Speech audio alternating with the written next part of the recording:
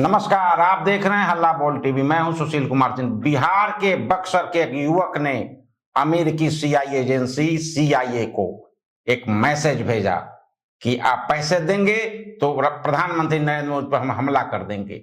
बाद में वह गिरफ्तार कर लिया गया है और अभी उससे पूछताछ हो रही है। आगे इस बारे में बताएंगे हल्ला बोल टीवी के editor in chief Deepak Sharma. कितनी आश्चर्यजनक बात है सुशील जी कि बक्सर के गांव में बैठकर एक लड़का सीआईए को, अमेरिकी एजेंसी सीआईए को मेल भेजता है और कहता है कि आप हमें पैसे दीजिए, 22 दिन के अंदर हम प्रधानमंत्री नरेंद्र मोदी पर हमला करेंगे। पीएमओ से जुड़ी संवेदनशील जानकारी लीक करने का भी भरोसा दिलाता है और बदले में पैसे मांगता है।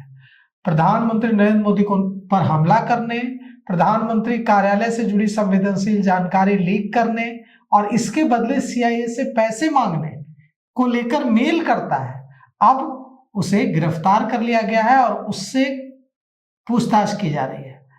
बक्सर पुलिस के साथ साथ अब इसमें केंद्रीय जांच एजेंसियां भी शामिल होंगी, क्योंकि सीधे सीधे प्रधानमंत्री नरेंद्र मोदी की सुरक्षा से जुड़ा हुआ मामला है।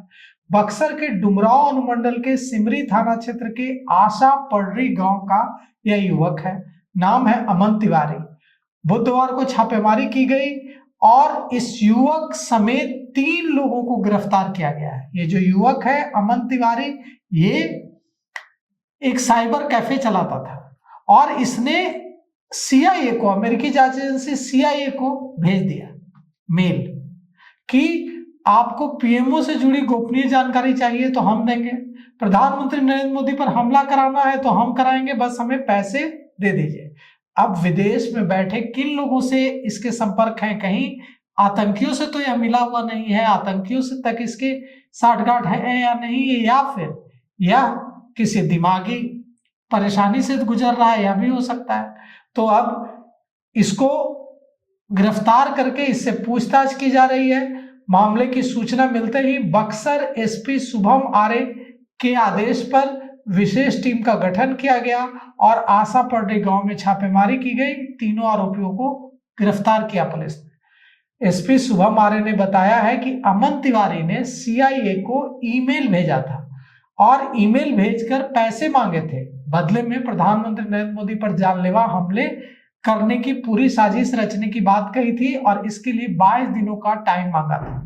साथ ही साथ प्रधानमंत्री कार्यालय के डेटा को हैक करने की कोशिश और प्रधानमंत्री नरेंद्र मोदी से जुड़ी जानकारी के बदले विदेशी एजेंसी से पैसा मांगने का यह जो खेल इसने रचा, इसके पीछे आखिर इसके पीछे कोई था अमन तिवारी के पीछे, या अमन तिवारी की ही, यह भी तो हो सकता है कि अमन तिवारी किसी आतंकी गैंग से या किसी गैंगस्टर से या किसी आतंकी गिरोह से या पाकिस्तानी हैंडलर से संपर्क में हो। पुलिस ने आरोपी के घर को सील कर दिया है। पुलिस जांच में सामने आया है कि आरोपियों ने सीआईए से जुड़े लोगों से संपर्क साधा। अब सवाल यह उठता है कि बक्सर के से बैठकर सीआईए से संपर्क साधना, ये आप सोच लीजिए कि कितनी बड़ी बात है। अब पुलिस ने अमन तिवारी को उसके घर से गिरफ्तार किया है, गुप्त स्थान पर उसे रखा गया है और पूछताछ की जा रही है। कई खुलासे हो सकते हैं। अमन तिवारी की गिरफ्तारी बुधवार की दोपहर हुई है। वह अपने पिता को पूजा कराने के लिए एक व्यक्ति के घर छोड़ा था उसने, और वापस आकर खाना खा रहा था, तभी पुलिस आई और उसे उठा ले गई। अब मुख्य आरोपी अमन तिवारी सहित 3 लोगों को गिरफ्तार करके गुप्त स्थान पर उनसे पूछताछ की जा रही है। इसमें अंतर्राष्ट्रीय कनेक्शन भी निकल सकता है। यह भी हो सकता है कि वो आतंकियों से मिला हुआ हो, यह भी हो सकता है कि उसकी दिमागी हालत ठीक नहीं हो, क्योंकि वो पहले भी ऐसा कर चुका है। उसने कोलकाता के एक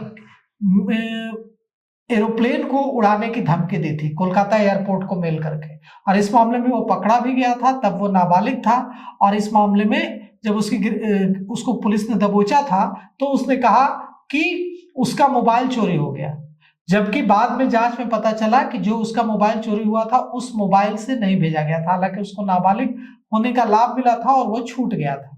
अब फिर उसका घर सील किया गया है। गांव में हालांकि लोग डरे हुए हैं, क्योंकि गांव में सारे लोग एक दूसरे से जुड़े हुए होते हैं। लोगों को यह डर सता रहा है कि कहीं अमन तिवारी से जुड़े जो दूसरे लड़के हैं जो उसके साथ उठते बैठते थे, उनकी भी गिरफ्तारी न हो जाए तो गांव में दहशत का माहौल है। अमन तिवारी पहले भी पकड़ा जा चुका है, कोलकाता एयरपोर्ट को उड़ाने की धमकी दे चुका है। उसने कोलकाता एयरपोर्ट को मेल करके कहा था कि हम आपके एक एरोप्लेन को उड़ाने वाले हैं, अगर आप इसे रोक सकते हैं तो रोक लीजिए। यह 2021 का मामला बताया जा रहा है। बस उसके बाद पश्चिम बंगाल पुलिस ने बक्सर पुलिस से संपर्क किया था।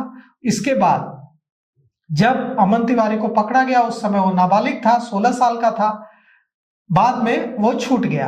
अब देखना यह है कि इस बार भी यह सिर्फ उसकी दिमागी किसी परेशानी से गुजर रहा है, वो मानसिक रूप से बीमार है, या फिर वो आतंकियों के संपर्क में है और सचमुच उसने कोई इस तरह का नेटवर्क डेवलप करने की कोशिश की थी। लेकिन एक बात बहुत स्पष्ट है कि इसका पुराना इतिहास है, पहले भी इस तरह का ये धमकी दे चुका है, लेकिन इस बार उसने प्रधानमंत्री सचिवालय की जानकारी लीक करने की बात कही है और CIA से और प्रधानमंत्री की सुरक्षा की भी बात है। तो ऐसे ही जांच नहीं हो रही है, कुछ ना कुछ है, और ज्यादा जो शंका है वो किसी विदेशी हैंडलर का जरूर इससे साठगांठ या गठजोड़ होगा।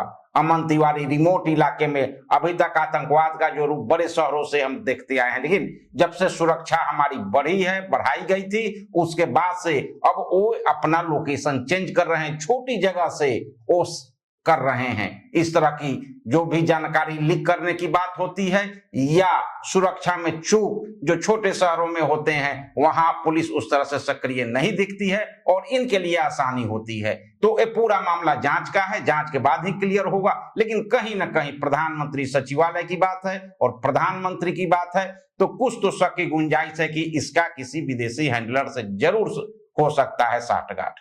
तो इस पेशकश में अभी तक इतना ही। देखते रहिए हल्ला बोल टीवी। धन्यवाद।